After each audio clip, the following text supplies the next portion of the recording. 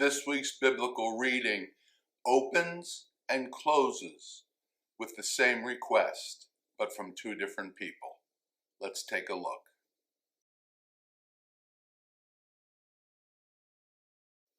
Shalom, my friends. Yes, tomorrow morning we will be concluding the reading of the book of Genesis in synagogue.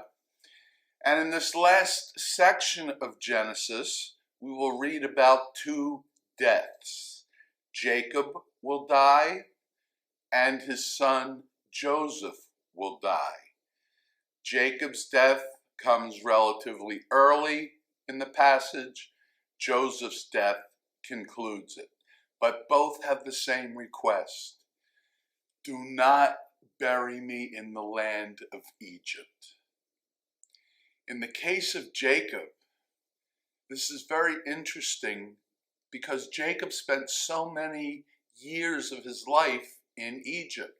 In fact, probably the happiest years of his life were spent in Egypt.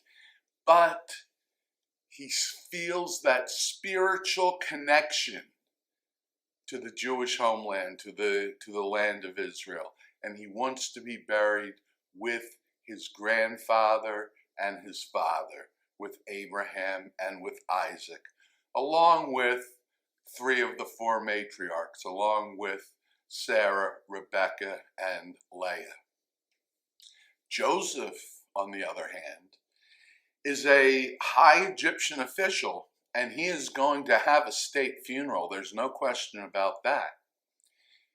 His initial burial place is Egypt, but Joseph extracts a promise that when God takes the Israelites out of Egypt, the Israelites will take Joseph's remains out of Egypt, and they are buried again in the Holy Land, in the land of Israel.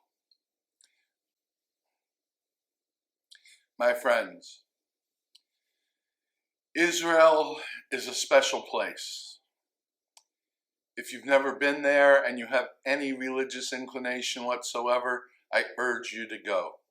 If you are Jewish, if you are Christian, if you are Muslim, you will connect religiously to the land of Israel in ways that you probably can't anticipate.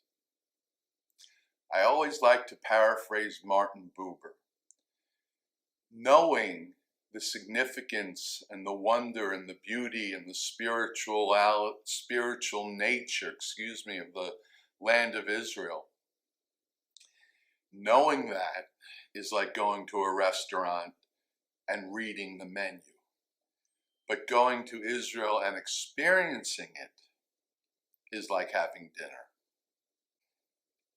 And so, my friends, Jacob and Joseph become, I believe, the first two people to request burial in the land of Israel, even though they died outside of the land of Israel. It's a practice that continues until this very day. A great many very observant Jewish people who have lived their entire lives around the globe do choose burial in the Holy Land of Israel. This ancient biblical practice is still in force today. That's where I'm going to leave it, my friends, except for the usual conclusion of asking you to subscribe to the channel, which now does have 200 subscribers. Thank you so much. Click on my face right over there to subscribe, or watch the last video I released. Click on its icon right over there. As ever, until next time, Shabbat Shalom.